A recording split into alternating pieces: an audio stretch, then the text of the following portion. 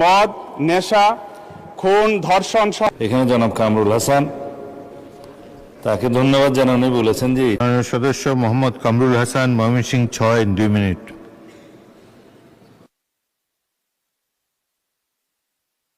আসসালামু আলাইকুম। মাননীয় স্পিকার, আপনাকে ধন্যবাদ।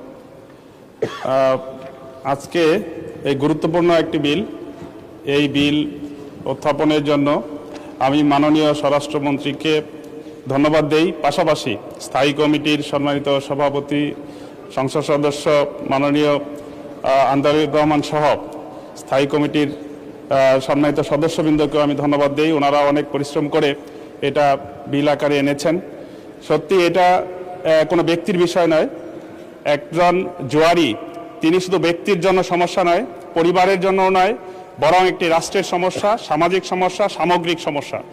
এবং এই জুয়ারিরা, এই অনলাইন জুয়া, বিশেষ করে 1867 সনে যে আইন হয়েছে, আমাদের তো প্রশ্ন আসলে এতদিন পরে এসে এটা সংশোধন হচ্ছে, এই জন্য আবারও ধন্যবাদ দেই। তবে এই জুয়ার মাধ্যমে, অনলাইন জুয়ার মাধ্যমে আমরা দেখি গ্রামে গঞ্জে এখন পাড়ায় পাড়ায় আরও কিছু অপরাধ তৈরি করে।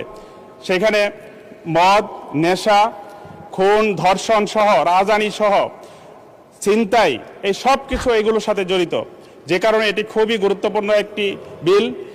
এই বিলের সাথে রাষ্ট্রের অনেক কিছু জড়িত, স্থিতিশীলতা জড়িত। যে কারণে এই বিলকে আরও যুগোপযোগী, আরও প্রাসঙ্গিক, আরও সময়োপযোগী করার জন্য বিশেষজ্ঞ, অনলাইন বিশেষজ্ঞ সহ জনমত যাচাইয়ের জন্য আমার মনে হয় প্রেরণ করা উচিত। এটা ব্যাপকভাবে আরও একেবারে সময়োপযোগী হওয়ার জন্য বিশেষজ্ঞদের পরামর্শ প্রয়োজন। সে কারণে আমি দাবি জানাচ্ছি এটা জনমত যাচাইয়ের জন্য প্রেরণ করা হোক। ধন্যবাদ মাননীয় স্পিকার। আলোচনা আমি মনোযোগ দিয়ে শুনেছি। তার মধ্যে মাননীয় সদস্য জনাব শাহজাহান চৌধুরী, জনাব মোহাম্মদ আব্দুল গফুর, জনাব মোহাম্মদ জহিরুল ইসলাম, জনাব মোহাম্মদ আফজল হোসেন, তারা প্রত্যেকেই শুধু ধন্যবাদ জানিয়েছেন, আর বিশেষ কোনো বিষয়ে গভীরে যাননি। সেই জন্য তাদেরকে আমি ধন্যবাদ জানাই। শেখ মুজিবুর রহমান ইকবাল মাননীয় সদস্য বলেছেন এই আইন আরও কঠিন করা হোক।